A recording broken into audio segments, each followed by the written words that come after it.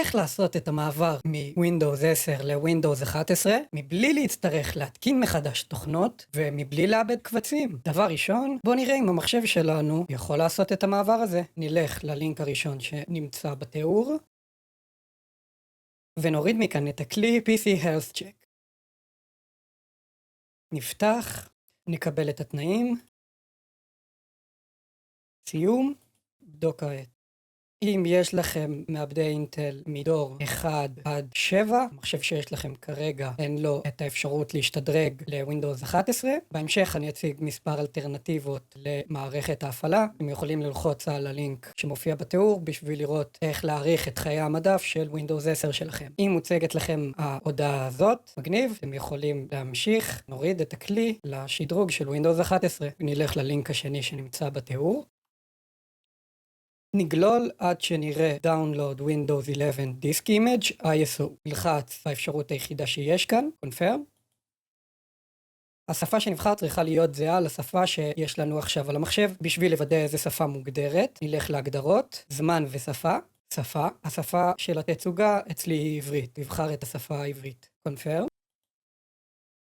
נוצר לי לינק שתקף ל-24 שעות הקרובות. אני אלחץ על ההורדה, ייקח לזה כמה דקות עד שזה ירד, זה שוקל משהו כמו 5-6 ג'יגה. רגע לפני שמתקדמים, אני ממליץ לעשות גיבוי לכל הקבצים שחשובים לכם, כי בכל זאת קיים סיכוי שמשהו ישתבש בדרך, ותזכרו שכל מה שאני מדגים בערוץ הוא במסגרת Do it on your own risk. נלך לתיקייה של ההורדות ונלחץ על הקובץ ה-ISO, ייפתח לכם התיקייה של ההתקנה, ופה נלחץ על ה-Setup. פתח לכם מסך האדמין, תאשרו שאתם מאפשרים לתוכנה הזאת לבצע שינויים במערכת שלכם. הבא.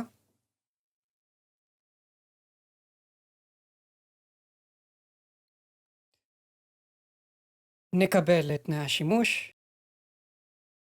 תהליך בדיקת העדכונים לקח אצלי המון זמן, ומשום מה הוא נתקע משהו כמו חצי שעה על 46%. אחרי ההמתנה הזאת הוא קפץ ישר ל-100. זה נראה חשוד, אבל זה בסדר גמור. ובתהליך ההתקנה הוא מתוכנת לשמור קבצים אישיים וגם את האפליקציות שהותקנו על המערכת שלנו. נלחץ על התקן. ויצאנו לדרך. גם כאן התהליך של ההתקנה ייקח לא מעט זמן, משהו כמו חצי שעה. בסופו המחשב יעשה ריסטארט. ולאחר מכן נגיע למסך של ווינדוס 11 שלנו.